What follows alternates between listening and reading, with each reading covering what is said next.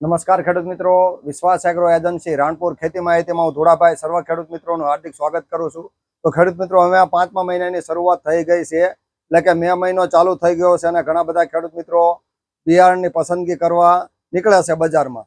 તો ખેડૂત મિત્રો, તમે કપાસના બિયારણની ખરીદી કરતી વખતે, કપાસનું બિયારણ ખરીદતી વખતે શું કાળજી રાખવી, તમે ગમે તે વ્યાપારી પાસેથી કે બજારમાં ગમે તે બિયારણની ખરીદી કરવા જાઓ તો તમારે કઈ કઈ બાબતોની કાળજી રાખવી એના વિશેની આજના વિડીયોમાં વાત કરવાના છીએ।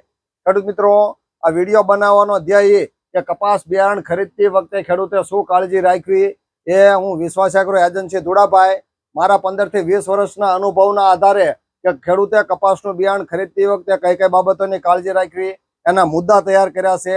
તો આ મુદ્દા વાઇઝ જો તમે ચકાસણી કરી અને બિયારણની ખરીદી કરો તો તમારે સાચું અને સારું ઉત્તમ ગુણવત્તાવાળું બિયારણ મળી રહે, જેથી કરી ઉત્પાદન પણ વધારે આવે, ઓછો ખર્ચ થાય, તમારી જમીન પાણી આબોહવા મુજબ પસંદગી કરી શકો। તો આ વિડીયો બનાવવાનો ધ્યેય એવો હતો કે ભાઈ તમારે કપાસ બિયારણની ખરીદી કરતી વખતે તમે કઈ કઈ બાબતોની કાળજી રાખવી। જો ખેડૂત મિત્રો તમે કપાસની ખરીદી કરવા માંગતા હોય અને સારા અને સાચા બિયારણની ખરીદી કરવી તો કેવી રીતે ખરીદી કરવી, એમાં કઈ કઈ બાબતોની કાળજી રાખવી, તો એના વિશેની આજના વિડીયોમાં હું ધોળાભાઈ વાત કરવાનો છું। તો ખેડૂત મિત્રો, આજે હું મારા અનુભવના આધારિત વાત કરવાનો છું। તો આ વિડીયો ખેડૂત મિત્રો તમે શાંતિથી જોઈજો, જેથી કરીને તમને ફાયદો થાય। તો એના માટેના મેં 6 મુદ્દા તૈયાર કર્યા છે। ખેડૂત મિત્રો, કપાસની ખરીદી કરતી વખતે 6 થી 7 બાબતોનું કાળજીપૂર્વક જો ધ્યાન આપવામાં આવે તો બિયારણની ખરીદી સારી રીતે કરી શકે। એમાં ખેડૂત મિત્રો આપણે સર્વપ્રથમ વાત કરીએ, પ્રથમ મુદ્દો છે તો કે અધિકૃત વિક્રેતા પાસેથી જ ખરીદી કરવી। એટલે ખેડૂત મિત્રો સૌથી પહેલો મુદ્દો કે બિયારણની ખરીદી તો કે અધિકૃત વિક્રેતા હોય એની પાસેથી જ ખરીદી કરવી। ક્યારે તમારે ફેરિયા કે તમારે ચીલા ચાલુ બિયારણની ખરીદી કરવી નહીં, અથવા તો બિન અધિકૃત કે ફેરિયા પાસે તમારા ઘરે આવે અને વેચે કે ભાઈ આ બિયારણ સારું થાય તમે લઈ લો। અત્યારે ગામડે ગામડે ઘણા બધા ખેડૂત મિત્રોને ફેરિયા, અત્યારે અલગ અલગ પ્રકારના ફેરિયા દ્વારા જે બિયારણનું વેચાણ કરવામાં આવે છે તો ઘણી વખત હલકી ગુણવત્તા વાળું અને બિન અધિકૃત હોય છે, જેથી કરીને ખેડૂતોને નુકસાન જતું હોય છે અથવા તો એ ખરાબ બિયારણનો ભોગ બનતો હોય છે અને આખું વરાય અને નુકસાનીમાં રહેતું હોય છે। એટલે કે અધિકૃત વિક્રેતા પાસેથી જ ખરીદી કરવી। ક્યારેય પણ ફેરિયાઓ પાસેથી કે આડોઅવળું તમારે ઘર ઘરારું વેચવા આવે એની પાસેથી તમારે બિયારણની ખરીદી કરવી નહીં। જો અધિકૃત વિક્રેતા કોને કહેવો, હવે વાત એ આવી અધિકૃત વિક્રેતા કોને કહેવો, તો ખેડૂત મિત્રો અધિકૃત વિક્રેતા જે બિયારણનું લાયસન્સ ધરાવતો હોય, તો અહીંયા જોવા જઈએ તો બિયારણનું લાયસન્સ છે તો કે વિશ્વાસ એગ્રો એજન્સી, એટલે તમે ગમે તે વ્યક્તિ પાસેથી ખરીદી કરી શકો, તમને અનુકૂળ પડે એ વ્યાપારી પાસેથી તમે ખરીદી કરી શકો।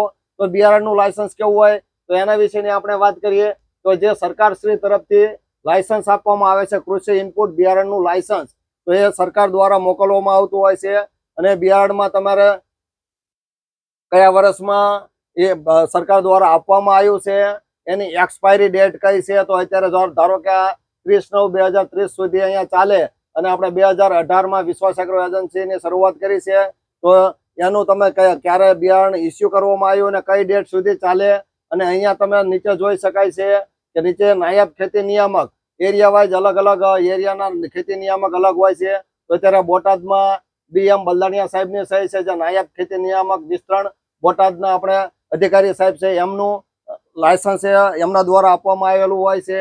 ત્યારબાદ તમે GST નંબરની પણ ચકાસણી કરી શકો છો કે GST નંબર કે ખાતાનું એ રીતનું ટૂંકમાં જે સરકારશ્રી તરફથી જે લાયસન્સ આપવામાં આવ્યું હોય એ વ્યક્તિ પાસેથી તમે ખરીદી કરો તો તમારે ટૂંકમાં સાચું અને સારું બિયારણ મળે। ટૂંકમાં હલકી ગુણવત્તા વાળું અથવા તો હલકું ખેડૂતનું વરા પડે એવું કે ખેડૂતોને ભારે આર્થિક નુકસાન થાય એવું બિયારણ સારા વ્યાપારી પાસે મળે નહીં। એટલે જો તમારે વધારે ઉત્પાદન લેવું હોય તો અધિકૃત વિક્રેતા જે સરકારશ્રી દ્વારા લાયસન્સ આપવામાં આવ્યું હોય એ એગ્રોના ડીલરો પાસેથી જ ખરીદી કરવી જોઈએ। તો ઘણી વખત જે ફેરિયા પાસેથી ખરીદી કરે તો ખેડૂતોનું આખું વર્ષ બગડતું હોય છે। તો ખેડૂત મિત્રો, બિયારણ એ પાયાની વસ્તુ છે, એટલે તમે એક વખત તમારા નજીકના અધિકૃત વિક્રેતા હોય એની પાસેથી જો તમે ખરીદી કરો તો તમારે નુકસાનીનો ભોગ બનવું પડે નહીં। ત્યારબાદ ખેડૂત મિત્રો બિયારણ ખરીદતી વખતે તો બીજા કયા મુદ્દાની કાળજી રાખવી, તો બીજો મુદ્દો છે પાકું બેલ મેળવવું। પાકું બેલ તમે ગમે તે એગ્રોની દુકાને જાઓ તો ત્યારે તમે એની બિયારણની બુક ચેક કરીને કે પાકું બિલ મેળવવું. અત્યારે અહીંયા જોઈ શકાય છે પાકું બિલ કોને કહેવાય એના વિશેની આપણે માહિતી મેળવીએ.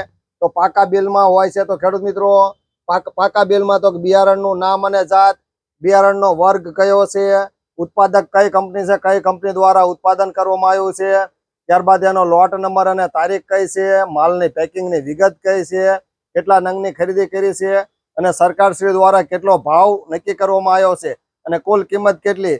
ટૂંકમાં આ ઉપરાંત એનો ઉપર જીએસટી નંબર પણ મારેલો હોય છે કે જીએસટી નંબર કયો છે તો અહીંયા જીએસટી નંબરનો પણ ઉલ્લેખ છે. અને એગ્રોનું નામ ખરીદી અને આપણે વ્યવસ્થિત સારા બિયારણની ખરીદી કરવી જોઈએ. અહીંયા તો ટૂંકમાં આપણે વાત કરી કે પાકું બિલ કોને કહેવાય, એટલે કે ટૂંકમાં જીએસટી નંબર કદાચ ઘણી વખત બિયારણમાં ન પણ હોય, કદાચ જીએસટી નંબર ના હોય છતાં પણ આટલા મુદ્દાનું કે કઈ બિયારણનું નામ કયું છે, જાત કયું છે, બિયારણનો વર્ગ કયો છે, ઉત્પાદક કંપની કઈ છે, લોટ નંબર કયો છે, માલનું પેકિંગ કેટલું છે, એના નંગ કેટલા છે.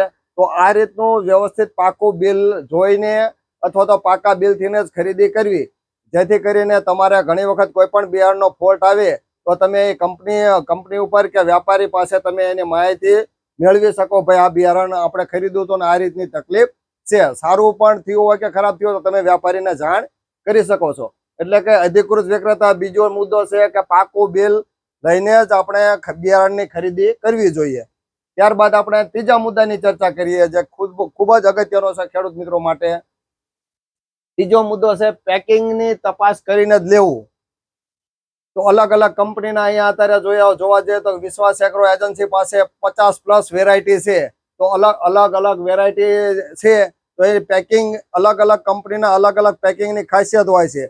તો એ પેકિંગ જોઈને જ ખેડૂત મિત્રો ખરીદી કરવી જોઈએ.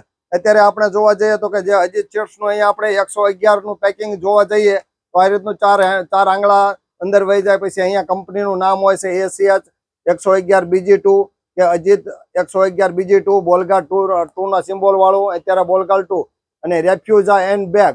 એટલે જે પેકિંગની અંદર જે બોર્ડરના કપાસિયા પણ અંદર સાથે જ મેળવેલા છે. ત્યારબાદ અહીંયા પાછળ એની જે ડિટેલ હોય છે, જે ઘણા બધા કંપનીના કપાસિયામાં જેની પાછળ ડિટેલ હોય છે, વેરાયટી કેટલી છે, ક્લાસિક કયું છે, ત્યારબાદ એના ઉગાવો અને જર્મિનેશનની ટકાવારી, ત્યારબાદ ક્યારે ઉત્પાદન થયું છે અને ક્યારે એક્સપાયર થાય છે અને કેટલા ગ્રામના કપાસિયા છે, સરકારશ્રી દ્વારા કેટલો ભાવ નક્કી કરવામાં આવ્યો છે. ટૂંકમાં આ બધી બાબતોની અલગ અલગ કંપનીના હોય છે.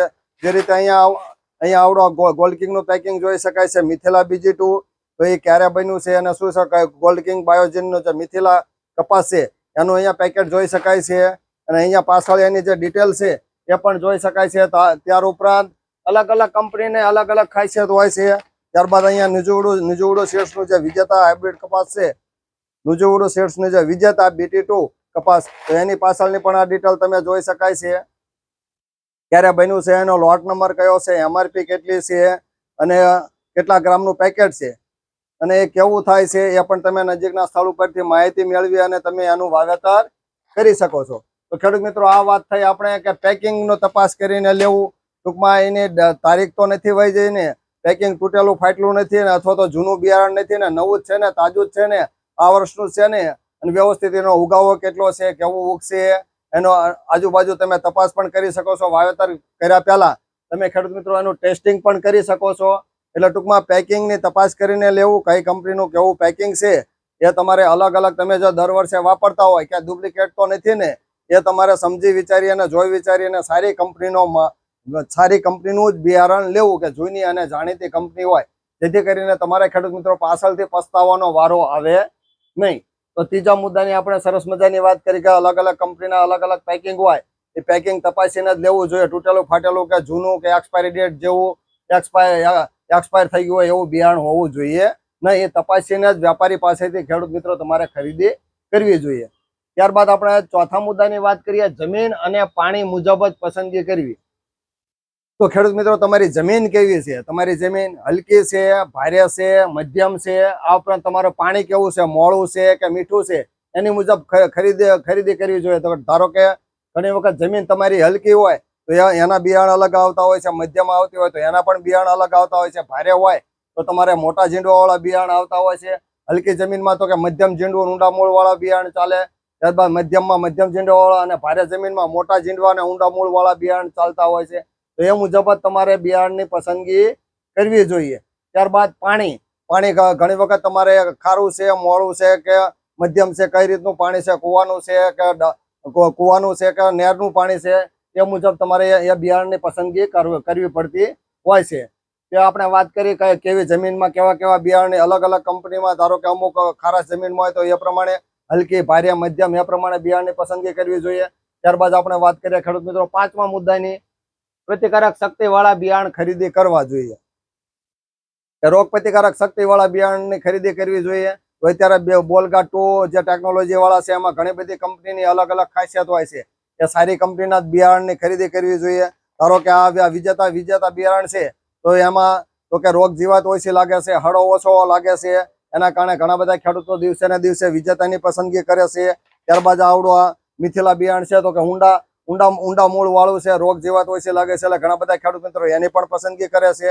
ત્યારબાદ આપણે જોવા જઈએ તો કે જે અજીત કંપનીના જે બિયારણ આવે છે 111 બિયારણ કે એ બિયારણની ખાસિયતો એવી હોય છે કે એ બિયારણ આપણે પ્રતિકારક શક્તિ ધરાવે છે, એટલે પાનમાં કુકડ લાગતી નથી, રોગ જીવાત ઓછો લાગે છે. એટલે એવા બિયારણની આપણે પસંદગી કરવી જોઈએ જેમાં બોલગા 2 ટેકનોલોજી ઇમ્પ્રુવડ હોય અને રોગ પ્રતિકારક શક્તિ સારી હોય, ઓછા ખર્ચે વધુ ઉત્પાદન મળે એવા બિયારણની આપણે જો પસંદગી કરીએ તો ઘણો બધો ફાયદો થાય. એટલે કે રોગ પ્રતિકારક શક્તિવાળા અને ગુલાબી ઈયળ સામે ટક્કર લે એવા તમારા એરિયામાં જે થતા હોય આજુબાજુ, તમે ખેડૂત મિત્રોને પૂછી એની પસંદગી કરી શકો છો. ત્યારબાદ આપણે વાત કરીએ છેલ્લું અને છઠ્ઠું કે ભાઈ પ્રતિકારક શક્તિવાળા બિયારણ આપણે વાવેતર કર્યું, સારું ઉત્પાદન મળ્યું, તો પછી આપણે છઠ્ઠા મુદ્દા વિશે વાત કરીએ તો કે બિયારણનું ખાલી પેકેટ સાચવીને રાખવું જોઈએ.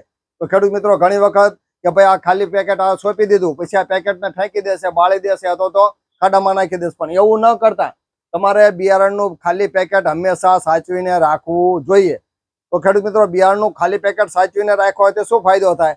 એ બિયારણ સારું થયું કે ખરાબ થયું, આવતા વર્ષે આપણે લેવું છે, અથવા તો બિયારણમાં કઈ ફોલ્ટ આવ્યો તો તમે વ્યાપારીને કહી શકો છો કે ભાઈ ધુડાભાઈ અજીતનું 111 લીધું હતું કે મિથિલા લીધું હતું કે વિજેતા બિયારણ લીધું હતું, તો એમાં આ તકલીફ આવી તો તમે કંપનીને જાણ કરો. વ્યાપારી પાસે પાકું બિલ હોય તો તમે કંપની ઉપર કાયદેસરની કાર્યવાહી પણ કરી શકો છો, જેથી કરીને ખેડૂતોને આર્થિક નુકસાન થાય ને અને બિયારણ મોડું આવે નહીં. એટલે કે બિયારણનું ખાલી પેકેટ હંમેશા સાચવીને રાખવું. અથવા તો તમને બીજો ફાયદો પણ થાય છે કે ભાઈ આપણે સારું થયું, ધારો કે આવડું વિજેતા બિયારણ કે મિથિલા બિયારણ સારું થયું હોય તો પેકેટ સાચવેલું હોય તો આપણને ખ્યાલ આવે કે ભાઈ ગઈ વખતે અમારે આ અજીતનું 111 બહુ સારું થયું તો એનું વાવેતર કરવું છે, કે આ નુજોડુનું વિજેતા બિયારણ સારું થયું તો એનું વાવેતર કરવું છે. અથવા તો ખરાબ થયું હોય તો તમે વ્યાપારીને કહો ભાઈ આ પેકેટ મારે સારું થયું નથી, તો કંપનીના સાહેબોને જોવા મોકલો, અથવા તો એને સારું કરવા માટે આપણે શું મહેનત કરીએ તો એના વિશેની પણ આપણે ચર્ચા કરી શકીએ. એટલે હંમેશા બિયારણનું ખાલી પેકેટ સાચવીને રાખવું હિતાવહ છે. એનાથી ઘણો બધો ફાયદો થાય. તો ખેડૂત મિત્રો આપણે આ જે 6 મુદ્દાની વાત કરી છે એ ખાસ એને ધ્યાનમાં રાખીને જ ખરીદી કરવી. એક તો અધિકૃત વિક્રેતા પાસેથી જ ખરીદી કરવી બિયારણની. ત્યારબાદ બીજો મુદ્દો કે બિયારણનું પાકું બિલ હંમેશા મેળવી લેવું. 56 લાખ રૂપિયાનો પણ બિયારણનું હંમેશા પાકું બિલ ખેડૂત મિત્રો મેળવીને જ લેવું. ત્યારબાદ ત્રીજું કે પેકિંગ તપાસીને લેવું. પેકિંગ ફાટેલું તૂટેલું હોવું જોઈએ અને હંમેશા તપાસ કરીને લેવું. એક્સપાયરી માલ નથી એ પણ ચેક કરીને લેવું, ક્યારે બનાવટ થયો છે, ક્યારે ડેટ જાય છે એ તપાસીને લેવું. ત્યારબાદ ખેડૂત મિત્રો આપણે જમીન, પાણી અને આબોહવા મુજબ બિયારણની પસંદગી કરવી. ટૂંકમાં આપણી જમીન અને પાણી કેવું છે એ મુજબ આપણા એરિયામાં કયું બિયારણ અનુકૂળ આવશે એ મુજબ જ આપણે બિયારણની પસંદગી કરવી. ત્યારબાદ રોગ પ્રતિકારક શક્તિવાળા કે ગુલાબી ઈયળ ઓછી લાગે એવા બિયારણની પસંદગી કરવી જોઈએ. છઠ્ઠું કે બિયારણનું ખાલું પેકેટ હંમેશા સાચવીને રાખવું. ટૂંકમાં ખેડૂત મિત્રો આ જો 6 મુદ્દાની આપણે જો ખરીદતી વખતે કપાસની બિયારણની ખરીદી કરતી વખતે જો 6 મુદ્દાનું ધ્યાન રાખીએ અને જો કપાસનું બિયારણ આપણે ખરીદશું તો આપણને સારો એવો ફાયદો થશે. આ ટૂંકમાં બિયારણ ખરાબ ના આવે અને સારી ગુણવત્તા વાળું અને સાચું બિયારણની ખરીદી કરવામાં આ 6 મુદ્દાની આપણે કાળજી રાખી અને ખરીદી કરવી જોઈએ. ત્યારબાદ ખેડૂત મિત્રો અહીંયા એક બીજી નોંધ છે કે કોઈ પણ બિયારણ વાવતા પહેલા તમારે એનું વાવેતર ટેસ્ટિંગ કરી કે વાવેતર તપાસી, જોઈ, ચકાસી અને પછી જ વાવેતર કરવું. ટૂંકમાં પહેલા તમે અખતરા મુજબ એકાદા પેકેટનું વાવેતર કરી અને પછી જ બીજા વર્ષે વધારે વાવેતર કરવું હિતાવહ છે. ટૂંકમાં ટેસ્ટિંગ પૂરતું જ પહેલા એકાદ પેકેટનું વાવેતર કરવું. આખું ટૂંકમાં શું છે, જોઈ, ચકાસી અને વિચારીને પછી જ વાવેતર કરવું. ટેસ્ટિંગ પૂરતું પહેલા વર્ષે એકાદા પેકેટનું વાવેતર કરી અને એ બિયારણ આપણી જમીનને અનુકૂળ આવે, આપણી આબોહવાને અનુકૂળ આવે અને રોગ પ્રતિકારક શક્તિ વાળું હોય તો જ વાવેતર કરવું હિતાવહ છે, જેથી કરીને આપણે આર્થિક નુકસાનીનો ભોગ બન્યા નહીં અને સારું એવું બિયારણની પસંદગી કરી શકીએ. તો ટૂંકમાં બિયારણ પસંદગી કરતી વખતે તમારે કોઈ પણ બિયારણ એક આમટું વધારે લઈ લેવાનું નથી.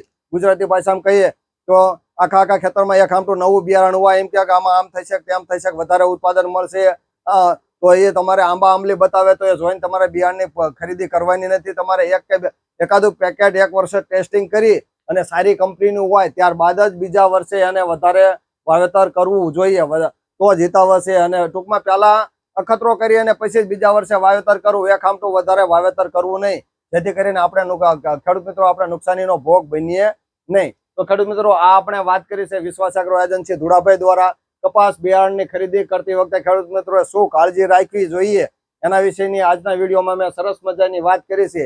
જો ખેડૂત મિત્રો તમે કપાસની ખેતી કરવા માંગતા હોય અને સાચા બિયારણની શોધમાં હોય તો તમે આ મુદ્દાને ચકાસી અને ખરીદી કરો તો તમને ઘણો બધો ફાયદો થાય. તો હવે ખેડૂત મિત્રો આપણે બિયારણ માટે કે ખેતી માટે નવો વિડીયો બનાવીએ તો અમને રજા આપો અને આ વિડીયો તમે શાંતિથી કાપ્યા વગર જોઈજો. તો તમે આ વિડીયો જોયા બદલ તમારો ખેડૂત મિત્રો આભાર, ધન્યવાદ અને સાથે જય જવાન જય કિસાન અને આ વર્ષના જય વિજ્ઞાન. આવજો.